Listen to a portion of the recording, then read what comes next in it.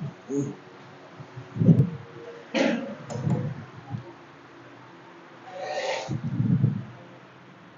Student,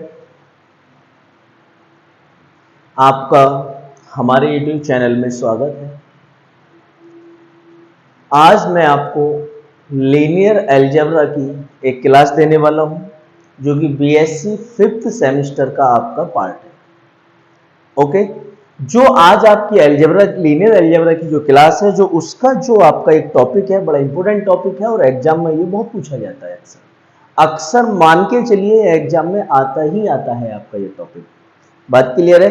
देखिए, topic है आपका लीनियरली इंडिपेंडेंट।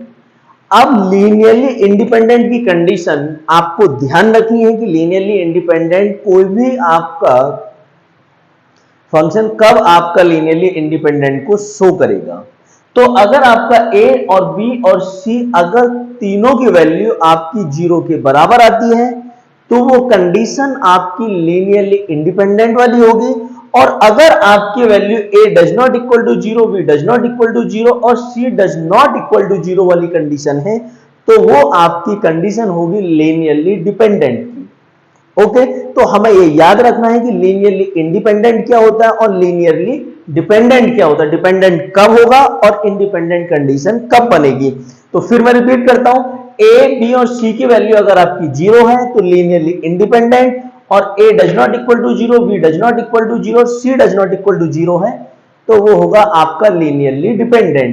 तो हमें यही चीज को ध्यान रखना है कब कहां कैसे हमें चीजों को करना है। जैसे कि अब देखिए क्वेश्चन है आपका कि show that the three vectors, आपको थ्री वेक्टर्स दे रखे हैं, एक सेट है आपके पास पूरा, ये कहता है आर लीनियरली इंडिपेंडेंट। क्लियर है? जब आप लीनियरली इंडिपेंडेंट दिखाएंगे तो उसके लिए हमें काम क्या करना है, उसके लिए हमें अपनी तरफ से कुछ चीजें ऐड करनी पड़ेंगी। जैसे कि हम ये कह देते हैं, देखो सॉल्यूशन बहुत आराम से सावधानी से देखना। हमने मान लिया let A comma B comma C are three scalars such that, ये क्या है हमारे पास, हमारे तीन स्केलर्स हैं ए बी सी। अब देखिए इसे कैलकुलेट करना किस तरीके से, कैसे चलना है आपको। ए के साथ 1 1 माइनस वन प्लस बी के साथ दूसरा वेक्टर 2 माइनस 3 5 प्लस सी के साथ थर्ड वाला वेक्टर आपका -2 1 और 4 इक्वल टू आप लेंगे ट्रिपल जीरो, यानी 0,0,0। ठीक, अब इसे कैलकुलेट कैसे करेंगे, ए का अंदर मल्टीप्लाई कराइए सबके साथ, आप बी का मल्टीप्लाई कराइए, इसी तरीके से आप सी का मल्टीप्लाई कराइए।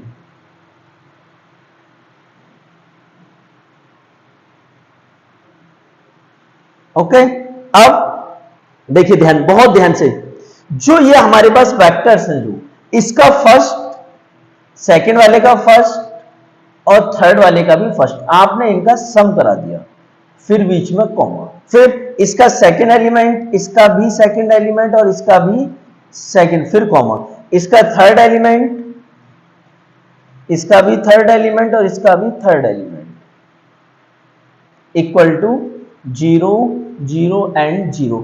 ये वाली कंडीशन आ गई आपके पास। ठीक, अब क्या करेंगे, ऑन कंपेयरिंग, आप कंपेयरिंग कैसे कराएंगे। देखिए कंपेयरिंग कराने के लिए आपको ये बात कंडीशन ध्यान रखनी है कि फर्स्ट एलिमेंट इधर के फर्स्ट एलिमेंट के साथ कंपेयर करेगा, सेकंड एलिमेंट सेकंड के साथ कंपेयर करेगा और थर्ड एलिमेंट आपका थर्ड एलिमेंट के साथ कंपेयर करेगा। तो देखिए a plus 2b minus 2c equal to 0, ये इक्वेशन फर्स्ट।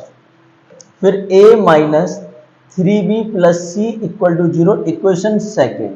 इसी तरीके से माइनस का a प्लस 5b प्लस का 4c इक्वल टू 0 और ये हो गई इक्वेशन नंबर थर्ड। आपके पास आपकी यहां पर तीन इक्वेशन बन गई। क्लियर है? अब जो ये तीन इक्वेशन बनी, इन तीन इक्वेशन को हमें इस तरीके से सॉल्व करना है कि ए बी और सी आपका जीरो मिल जाए। बात क्लियर है? तो कैसे सॉल्व करेंगे, देखिए ऊपर से रफ कर देते हैं हम इसे।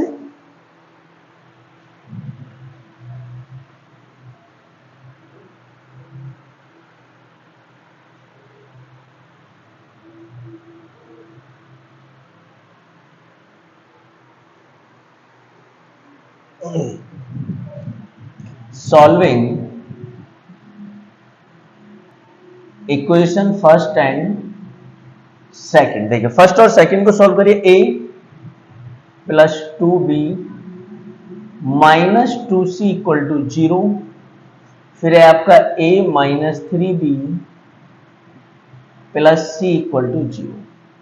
ठीक, symbol change, minus plus minus, इससे ये कैंसिल हो गया, मिलके हो गया आपका 5b minus 3c equal to 0। इसे कह दिया मैंने इक्वेशन नंबर 4, यानी कि मैंने अपनी इक्वेशन को b और c में चेंज कर लिया। इसी तरीके से जब आप इक्वेशन 2 और इक्वेशन नंबर 3 को सॉल्व करेंगे तो इसे भी आप b और c में चेंज करेंगे, यानी a को कैंसिल आउट करना है आपको यहां पर, ठीक है ना।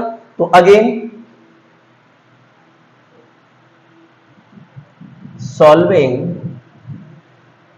इक्वेशन 2 एंड इक्वेशन 3, तो देखिए करिए सॉल्व।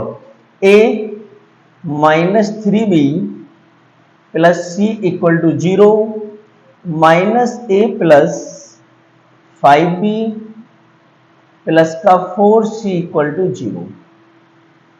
ये प्लस, सॉरी कुछ नहीं करना, सीधा कैंसिल हो जाएगा। देखिए ये कैंसिल हो गया, यहां से आपके पास बचेगा 2b, यहां से बचेगा 5c इक्वल टू 0। ये इक्वेशन नंबर 5 आ गई आपके पास। बात क्लियर है। अब जो इक्वेशन नंबर 4 और इक्वेशन नंबर 5 जो आई आपके पास, अब आप इसे सॉल्व करेंगे और यहां से आप वैल्यू फाइंड आउट करना स्टार्ट करेंगे। तो देखिए जब आप इसे अपनी इक्वेशन को सॉल्व करेंगे तो सॉल्व करने के लिए आपको काम क्या करना है, बहुत ध्यान से देखिए। Solving equation 3, sorry equation number 4। अब मैं इक्वेशन नंबर 4 में 5 से मल्टीप्लाई, क्योंकि सी से सी कैंसिल कर लेते हैं, इसमें मल्टीप्लाई करा दीजिए 5 से एंड इक्वेशन 5 में मल्टीप्लाई करा दीजिए आप 3 से। तो देखिए क्या इक्वेशन बनेगी, जिसमें 5 से मल्टीप्लाई करेंगे तो हो जाएगा 25b माइनस का 15c इक्वल टू 0। इसमें 3 से मल्टीप्लाई कराइए, 3 टू जा 6 और ये 15c इक्वल टू 0। इससे ये कैंसिल, इसे इसके साथ ऐड कर दीजिए, 31b इक्वल टू 0। तो b का वैल्यू आपके पास 0 आ गया। अब इस b के वैल्यू को आप उठाइए और पुट कर दीजिए इक्वेशन नंबर 5 में। जब आप इसे इक्वेशन 5 में पुट करेंगे तो ये हो जाएगा 0 प्लस का 5c इक्वल टू 0। तो c का वैल्यू आपका मिल गया आपको 0। बात क्लियर है ये, ठीक है ना। अब a b और c का जो वैल्यू मिला उसे उठा के आप इक्वेशन फर्स्ट में रख दीजिए। तो आप लिखेंगे y इक्वेशन फर्स्ट। देखिए इक्वेशन नंबर फर्स्ट क्या है आपके पास, ये है ए को आपने ऐसे ही रखा, b 0 है, c 0 है, इक्वल टू 0। तो a का वैल्यू क्या मिल गया आपका 0। तो आप लिखेंगे 10, a 0, b इक्वल टू 0 और c का वैल्यू भी क्या आ गया आपके पास 0। क्वेश्चन में कहा गया था कि आप ये शो करके दिखाइए कि जो आपके वेक्टर हैं वो आपके लीनियरली इंडिपेंडेंट होंगे। अब जब प्रूफ करने के लिए बोला तो प्रूफ होना चाहिए था, तो उसका मतलब ये था कि a b c की वैल्यू 0 आनी थी आपकी। तो a की वैल्यू 0 और b का वैल्यू भी 0 और c का वैल्यू भी 0। तो इस कंडीशन में जो आपका वेक्टर दे रखा है वो कैसा है, तो आप लिखेंगे सो वेक्टर्स आर लीनियरली इंडिपेंडेंट।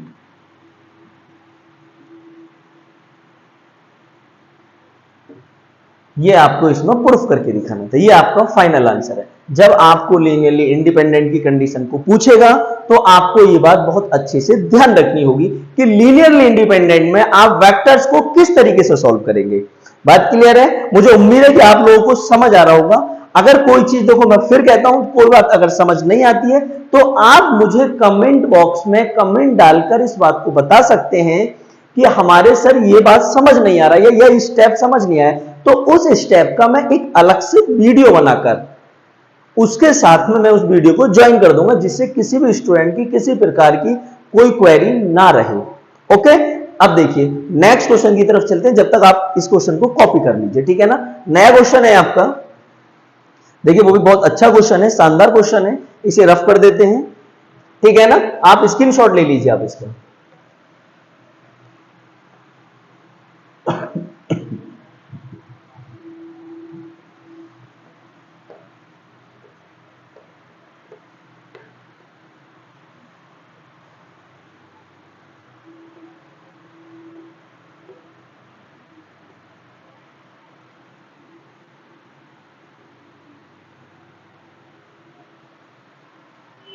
देखिए नेक्स्ट क्वेश्चन है कि show that the system of show that the system of vectors, system of three vectors, ये है system of three vectors,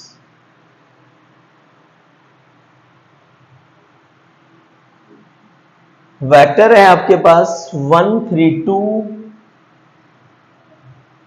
comma, next vector है आपके पास 1 -7 -8 एंड, इससे नेक्स्ट वेक्टर है आपके पास 2 1 -1 of vector v3 are linearly dependent. ये आपका क्वेश्चन है, ठीक है ना। अब देखिए, आप क्वेश्चन को सॉल्व करने से पहले उसे समझना बड़ा जरूरी है कि क्वेश्चन में चलना किस तरीके से है। इससे पिछला जो क्वेश्चन था उसमें कहा था डिपेंडेंट, सॉरी इंडिपेंडेंट, और इसमें कहा लीनियरली डिपेंडेंट। तो लीनियरली डिपेंडेंट की कंडीशन यह है कि आपका A B C does not equal to zero का, does not equal to zero से मतलब यह है कि ए बी सी की कोई आपकी न्यूमेरिकल वैल्यू दे रखी होगी। बात क्लियर है ना। और अगर इसे ही लीनियरली इंडिपेंडेंट कहेगा तो आप ए बी सी की वैल्यू को आप दिखाएंगे जीरो, इट मींस वो जीरो ही प्रूफ होकर आएगा आपका, ठीक है ना। देखिए इसका सॉल्यूशन सेम बिल्कुल होगा वही, बस आंसर आके वहां चेंज होगा जब आपका ए बी सी की वैल्यू इक्वेशन को सॉल्व करने के बाद ना आप फाइंड आउट करेंगे। कैसे? Let A comma B comma C are three scalars such that, देखिए ए के साथ लिखेंगे आप 1 3 2 को, बी के साथ लिखेंगे 1 -7 -8 को एंड, और प्लस सी के साथ लिखेंगे आप 2 1 -1 इक्वल टू 0 0 0, ए के अंदर मल्टीप्लाई प्लस बी के अंदर मल्टीप्लाई प्लस सी के अंदर मल्टीप्लाई इक्वल टू 000। ठीक, अब इसका फर्स्ट एलिमेंट, अब second element and third element equal to 000, ये आ गया आपका। ठीक, अब आप इसका कंपेयर करेंगे जिससे इक्वेशन बनेगी आपकी ऑन कंपेयरिंग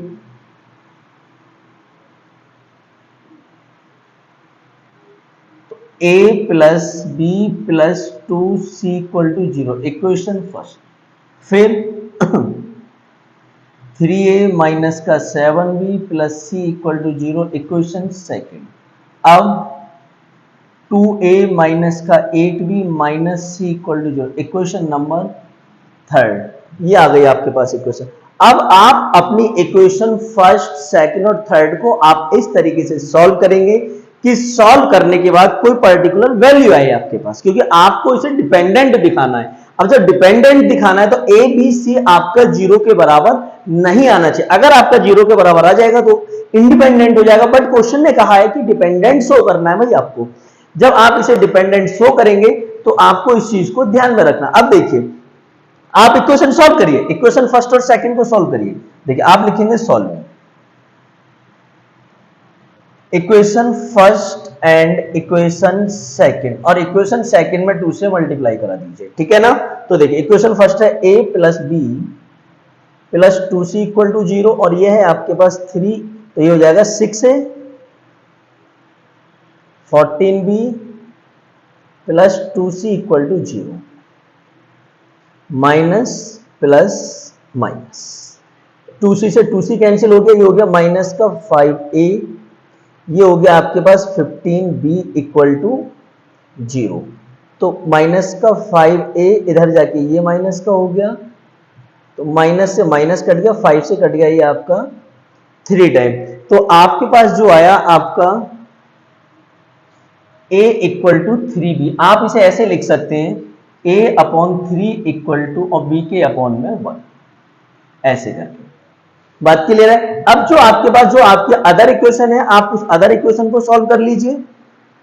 तो जब अदर इक्वेशन को जब आप सॉल्व करेंगे इस इक्वेशन को, तो अब आप इस इक्वेशन में काम करना क्या है आपको, या एक काम और कर सकते हैं, जो a इक्वल टू आपके पास जो 3b है, आप इसे किसी एक इक्वेशन में रख सकते हैं, फर्स्ट, सेकंड और थर्ड, जिस इक्वेशन में आपका मन करता है आप उसमें रख सकते हैं। मैं आपको इसे फर्स्ट इक्वेशन में रख के सॉल्व करके दिखाता हूं। देखिए y इक्वेशन फर्स्ट, बोर्ड पे देखिए सभी लोग। तो इक्वेशन फर्स्ट है a plus b plus 2c equal to 0। रखिए आप इसमें a की जगह 3 भी रख दीजिए, प्लस b अपनी जगह as it is, plus 2c equal to 0। ये हो गया आपका 4b इक्वल टू माइनस का 2c, इससे ये कट गया 2 टाइम। ओके, तो ये बन गया आपके पास 2b माइनस का c। अब b को आप ऐसे रख लीजिए, इसे आप इसके अपॉन में डाल दीजिए, तो b के अपॉन में कुछ नहीं है तो 1। ये बन गया आपके पास b upon 1 equal to c upon minus का 2। अब देखिए जो ये इक्वेशन है इसे नाम दीजिए आप इक्वेशन 4 और इसे नाम दीजिए इक्वेशन नंबर 5, इट मींस 5। ठीक, अब फ्रॉम इक्वेशन 4 एंड 5 देखिए, ये a upon 3 equal to b upon 1, ये b upon 1 equal to c upon minus 2। अब ये b अपॉन 1 और ये भी b अपॉन, तो इन दोनों इक्वेशन को मिलाकर हम ये लिख सकते हैं a अपॉन 3 b अपॉन 1 और c अपॉन माइनस का 2। अब आप ये मुझे बताइए कि आपका जो a b c जो है, क्या वो आपका 0 के इक्वल है? जो इनके रेशियो में वैल्यू है, तो इट मींस एक तरीके से कहा जाए a का वैल्यू 3, b का वैल्यू 1 और c का वैल्यू माइनस का 2। तो हम लिखेंगे कि 10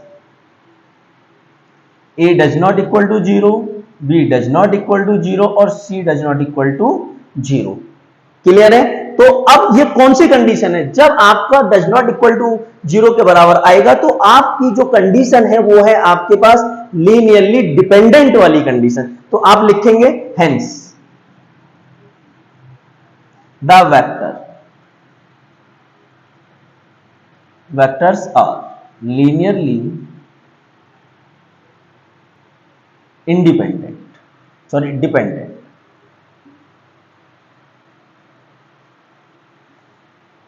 तो अब आपको फर्क समझ आ गया होगा कि अगर डिपेंडेंट है आपका तो क्या कंडीशन आएगी, और अगर आपका इंडिपेंडेंट है तो क्या कंडीशन आएगी।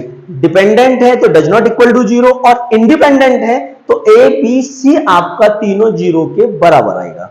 बात क्लियर है? बहुत भारी क्वेश्चन नहीं होते हैं, सिंपल से क्वेश्चन, और एग्जाम में मोस्टली क्वेश्चन पूछा जाता है। बात क्लियर है? तो अब मुझे लगता है कि आपको समझ आया होगा। अब आपको पता है आपको क्या काम करना है, आप अपना काम करिए, मैं अपना काम करता हूं। आपको वीडियो को ज्यादा से ज्यादा ग्रुप्स में या अपने साथ वाले स्टूडेंट के साथ में शेयर करिए, ठीक है ना, और वीडियो को लाइक करते रहिए आप। जब तक हम आपको नेक्स्ट वीडियो के लिए आपको इंतजार करना पड़ेगा, हम आपके नए टॉपिक के साथ आपसे आपकी नई वीडियो में मिलते हैं, ठीक है ना। जब तक आप अच्छे से पढ़ते रहिए, मेहनत करते रहिए, लगातार टॉपिक्स का रिवीजन करते रहिए। ठीक, धन्यवाद।